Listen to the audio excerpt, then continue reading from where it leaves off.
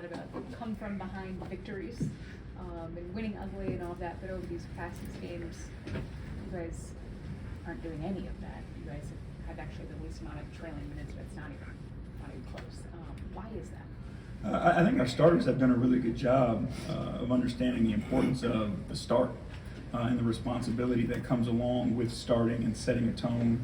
And our defense has been unreal, to be honest with you, to start games. I think I saw a stat where our last 3 games anyway, we're giving up like 5.7 points in the first 6 minutes of the first quarter. Like, that's tough, right? And that's a credit to our guys understanding, if you start that way, how difficult it is for teams to have to come back and fight an uphill battle all night. To go along with that defense, what is the suffocate?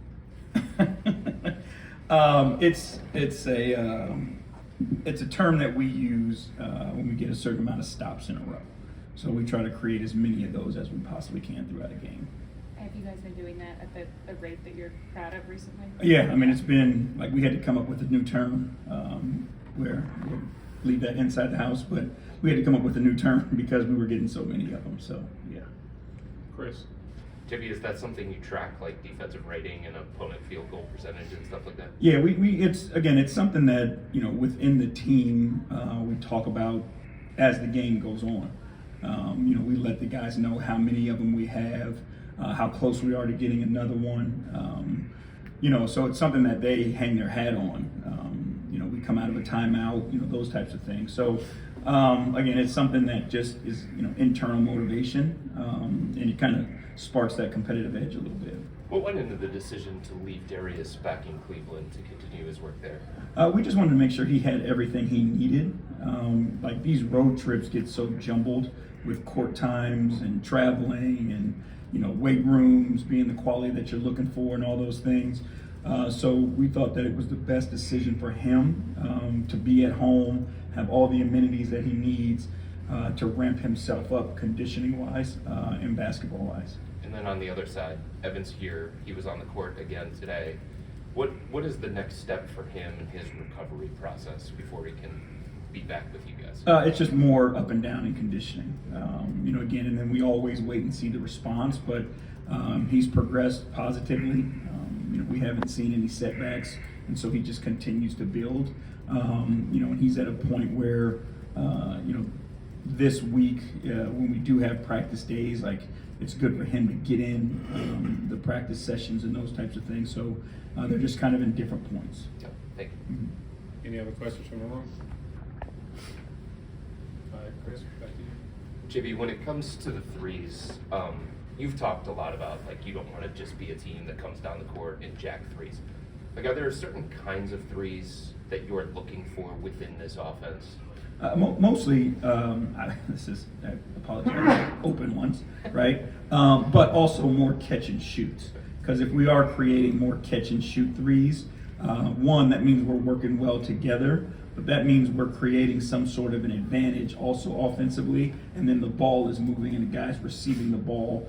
Typically, most guys shoot a better percentage off catch and shoot than off the bounce, so we're trying to create as many of those as we can.